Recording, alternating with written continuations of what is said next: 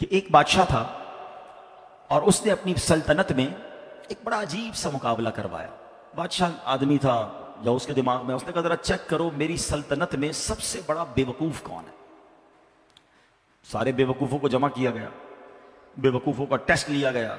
وزیروں نے ایک بندے کو سلیکٹ کیا کہ بادشاہ سلامت یہ بندہ سب سے بڑا بے وقوف، سب سے بڑا بے وقوف کا چیک کر لیا. بادشاہ سلامت نے اپنی سونے کی ہیرے کی مالا اتاری اور اس کو پہنائی کا تمہارا یہ انعام. وہ بے وقوف گھر چلا گیا خوشی خوشی. تھوڑے دنوں بعد اس بے وقوف کو پتا چلا کہ بادشاہ سلامت بہت بیمار ہے. تو جو بے وقوف آدمی تھا وہ کہتا ہے اچھا بادشاہ بیمار ہے، چلو چلتے ہیں بادشاہ سے مل کے آتے ہیں. بادشاہ سلامت کے پاس گیا، واقعی بہت بیمار تھا. کہا بادشاہ سلامت خیر تو ہے، کیا ہو گیا آپ کو؟ بادشاہ کہتا ہے بس اب تو لگتا ہے زندگی اینڈ پر ہے، اب کہیں اور دوسری دنیا میں جانے کا وقت آ گیا. تھا تو بے وقوف نا. کہتے ہیں آپ کہیں اور جا رہے ہیں؟ کہاں میں یہ دنیا چھوڑ کر دوسری دنیا میں جا رہا ہوں. تو کہا اب میں دیکھ رہا ہوں آپ کا بہت بڑا گھر ہے، زبردست بیڈ رومز ہیں، آپ جدھر جا رہے ہیں ادھر گھر بنا لیا؟ تو بادشاہ کہتا ہے ادھر تو میں نے کوئی جھوپڑی بھی نہیں بنائی ہے. اچھا بادشاہ سلامت آپ کے پاس تو کتنا سونا کتنے ہیرے آپ نے مجھے بھی تحفہ دیا، ادھر پیسے بھجوا دیے جہاں آپ جا رہے ہیں. تو کہتا ہے میرے پاس تو وہ پھوٹی کوڑی بھی نہیں ہے. کہ بادشاہ سلامت میں دیکھ رہا ہوں آپ کے خاندان، آپ کے گھر کے باہر خادم خادمائیں کنیزیں غلام بہت سارا اسٹاف ہے آپ کا، جدھر جا رہے ادھر خادم بھجوایا آپ نے؟ بادشاہ کہتا ہے ادھر میرا کوئی خادم نہیں بھجوایا میں نے. وہ بیوقوف پتہ کیا کرتا ہے، اپنی مالا اتارتا ہے اور بادشاہ کے گلے میں ڈالتا ہے. کہتا ہے بادشاہ سلامت پھر مجھ سے بڑے بیوقوف تو آپ ہوئے نا.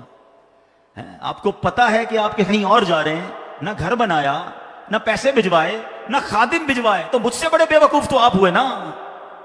یہ ہے تو بظاہر واقعہ، مگر یہ ہم سب کے لیے لیسن نہیں ہے. آپ سے اور مجھ سے کوئی پوچھتا ہے گھر کہاں ہے، کوئی کہتا ہے رنچوڑ لائن میں، کوئی کہتا ہے گارڈن میں، کوئی کہتا ہے کلفٹن میں. جنت میں گھر ہے کہ نہیں؟ ادھر گھر بنایا کہ نہیں بنایا؟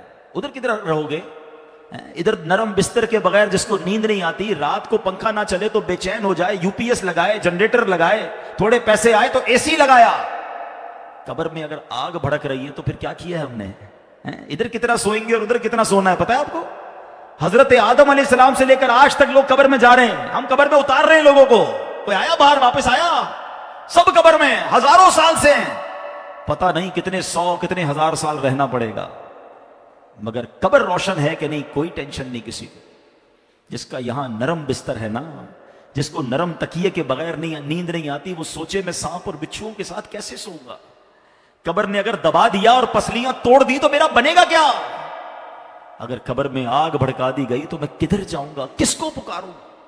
واللہ قبر کی تیاری کرنی ہے، خدا کی قسم مارے جائیں گے اگر اللہ ناراض ہوا. فکر کرنی دنیا میں ہے، ایکسٹرا ٹائم نہیں ملے گا. آج کل موبائل کمپنیاں میسج کرتی ہیں جناب آپ کا 70% ڈیٹا یوز ہو گیا ہے، ٹاپ اپ کروا لیں، پیسے ڈلوا لیں، 80% ختم ہو گیا. آج کل آخری دن ہے آپ کے موبائل کے پیکج کا، ہم پیسے پکڑ کے ڈلواتے ہیں یار موبائل بند ہو جائے گا. لیکن ہماری زندگی کا کوئی میسج نہیں آئے گا کہ ایک دن رہ گیا ہے، 70% گزر گئی، 80 گزر گئی، اب 3 دن رہ گئے توبہ کر لو. نہیں، پتہ نہیں ہوتا. بندہ صبح گھر سے نکلتا ہے اور شام جنازہ آتا ہے. ایسا نہیں ہوتا.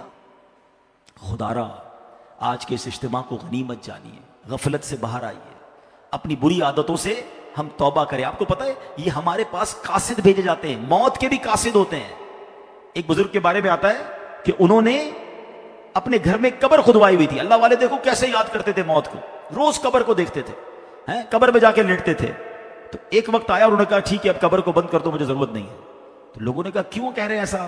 تو انہوں نے فرمایا کہ میں قبر کا یہ تابوت اس لیے رکھا ہوا تھا کہ میں دیکھتا تھا تو مجھے آخرت یاد آتی تھی. اب میری داڑھی میں سفید بال آ گیا ہے، اب یہ سفید بال مجھے موت کی یاد دلاتا رہے گا. آپ کو پتہ ہے اس بالوں کو سفید ہو جانا، آنکھوں کا کمزور ہو جانا، صحت کا ڈھل جانا، کمر کا جھک جانا، اعضاء میں کمزوری آ جانا، یہ سارے موت کے قاصد ہیں. یہ موت آنے سے پہلے پیغام آ رہا ہے تمہارے پاس کہ ڈھل رہے ہو، تیاری کر لو، اب تو تیاری کر لو. مگر ہم ہیں کہ سمجھنے کے لیے تیار نہیں. ابھی تو میں بڑا جوان ہوں، میں تو بالکل فٹ ہوں، ابھی تو بڑی لائف پڑی ہے یار، ابھی تو انجوائے کرنا ہے، ابھی تو بنانا ہے، ابھی تو بزنس کھڑا کرنا ہے. میں نہیں، کون کہتا ہے بزنس کھڑا نہ کرو بھائی؟ مگر اس تمام شیڈول میں موت کو بھی تو لے کر آؤ نا، کہ چلا گیا تو ادھر کیا ہوگا، ادھر میرا کیا بنے گا. ایک حدیث پاک ہے، حدیث پاک کا مضمون ہے کہ مرنے کے بعد بک آف ڈیڈ، اعمال نامہ کلوز ہو جائے گا. ٹھیک ہے، سوائے 3 چیزوں کے. اب آج یہ پلان کرنا ہے، آج اگر بیٹھے ہو نا تو کوئی پلاننگ لے کے جاؤ. آقا فرماتے مرنے کے بعد اعمال نامہ بند سوائے 3 چیزوں کے. فرمایا نمبر 1، انسان کوئی ایسا علم چھوڑ کر جائے کہ اس کے بعد اس علم سے فائدہ اٹھایا جائے. سبحان اللہ. علماء دیکھیں کیا کمال کی شخصیات ہیں، طالب علم چھوڑ کے جاتے ہیں، اپنی کتابیں بھی چھوڑ کے جاتے ہیں، بخاری شریف، ترمذی شریف، نسائی شریف، ہدایہ شریف، اور آئے تو جناب اعلیٰ حضرت امام اہل سنت کے فتاوی رضویہ، بہار شریعت صدر الشریعہ کی کتابیں سینکڑوں سال سے لوگ پڑھ رہے ہیں. وہ بزرگ چلے گئے دنیا سے. سبحان اللہ. ہر کتاب چھپ رہی ہے، تفسیر چھپ رہی ہے، حدیثوں کی کتابیں چھپ رہی ہیں، اور علماء کو ثواب مل رہا ہے. یہ پہلا آپشن تھا. غور سے میری بات سنیے، شاید جتنے یہاں بیٹھے نہ ہوں اس پہلے آپشن میں ہمارا حصہ نہ ہونے کے برابر ہے. 3 میں سے 1 تو چلا گیا ہمارے ہاتھ سے. میں اس کا حل بتاتا ہوں کہ ہم پہلے آپشن میں کیا کر سکتے ہیں، وہ بعد میں بتاتا ہوں. اب آ جائیں دوسرا آپشن، مرنے کے بعد مجھے ثواب کنٹینیو کیسے مل سکتا ہے. آقا علیہ الصلوۃ والسلام نے فرمایا نیک اولاد جو کہ مرنے کے بعد اپنے والدین کے لیے مغفرت کی دعا کرے، ان کے لیے نیکی پہنچانے کا اگر وہ انتظام کرنے والی ہے تو فرمایا یہ اولاد کی وجہ سے اسے قبر میں ثواب ملتا رہے. اور تیسرا آپشن میرے آقا نے فرمایا صدقہ جاریہ، کہ بندہ اپنے ہاتھوں سے کوئی ایسا کام کر جائے کہ قیامت تک جو ہے اس صدقے کی وجہ سے اسے نیکیاں ملتی رہے.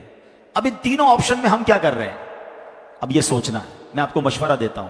پہلا آپشن کیا ہے، علم دین. ہم میں سے بہت سارے علماء بن نہیں سکے، مگر اپنے گھر میں ایک عالم تو بنا سکتے ہیں نا. دعوت اسلامی الحمدللہ جامعۃ المدینہ بناتی ہے، دنیا بھر میں بناتی ہے. آپ عالم بنے یا اپنے بچوں کو عالم بنائیں. آپ کو لگتا ہے یہ بھی نہیں ہو پا رہا تو کم از کم میرا حصہ ہونا چاہیے، علم دین سے بھی مجھے ثواب ملنا چاہیے. تو پھر عالم دین کی خدمت گار بن جایا. اس طرح کے مدارس، جامعات جو دعوت اسلامی بنا رہی ہے، بنانے میں یا اس کو چلانے میں اپنا حصہ ملائیں، تاکہ یہ جو دین کا کام کریں گے مجھے وہاں سے بھی مرنے کے بعد ثواب ملتا رہے. پہلا آپشن. دوسرا نیک اولاد. یہ آج کے دور میں ہے بڑا مشکل، لیکن اپنی اولاد کو ہمیں نیک بنانا ہے، کیونکہ یہ مرنے کے بعد میرے لیے یہی انشاءاللہ دعاؤں کا ذریعہ بنے گی، صدقہ جاریہ کا باعث بنے گی. تو دعوت اسلامی کے مدارس المدینہ ہیں، جامعۃ المدینہ ہیں، اس میں اپنے بچوں کو داخل کروائیں کہ بچہ حافظ بن گیا، عالم بن گیا تو انشاءاللہ مرنے بچیاں اپنے گھر کی اسلامی بہنوں کو عالمہ بنائیں تو انشاءاللہ یہ ہمارے لیے صدقہ جاریہ کا باعث بن جائے گا. اور تیسرا میں سمجھتا ہوں سب سے زیادہ آسان ہے کہ وہ میں اپنے ہاتھ سے ہی کر سکتا ہوں، اپنے ہی مال سے کر سکتا ہوں نا، اور وہ ہے صدقہ جاریہ. مشورہ دیتا ہوں، اللہ نے نوازا ہے نا تو کم از کم ایک مسجد زندگی میں بنا لیں. میرے نبی علیہ الصلوۃ والسلام کے سچے وعدے ہیں، جو اللہ کے لیے مسجد بناتا ہے اللہ اس کے لیے جنت میں گھر بناتا ہے. ہاں یہ آپ کے لیے صدقہ جاریہ. آپ رہیں گے نہ رہیں گے. ابھی دیکھیں اس مسجد میں بہت عرصے سے اس مسجد کو دیکھ رہا ہوں اور پتہ نہیں کتنی پرانی، اب تو نئی تعمیرات ہوئی ہیں. جو بنانے والے نہ ہو سکتا ساری دنیا سے چلے گئے ہوں گے، مگر آج یہ ایصال ثواب کا جو اجتماع ہو رہا ہے نا، اس کا ثواب بھی ان کو قبر میں مل رہا ہوگا. عشاء کی اذان ہوئی ان کو ثواب ملا ہوگا، نماز ہوئی ان کو ثواب ملا. یہ وہ صدقہ جاریہ ہے، بندہ چلا جائے دنیا سے ثواب ملتا رہے گا. اچھا اگر پوری مسجد نہیں بنا سکتے، مسجد میں حصہ ملا دیں. دعوت اسلامی تو پوری دنیا میں بنا رہی ہے نا.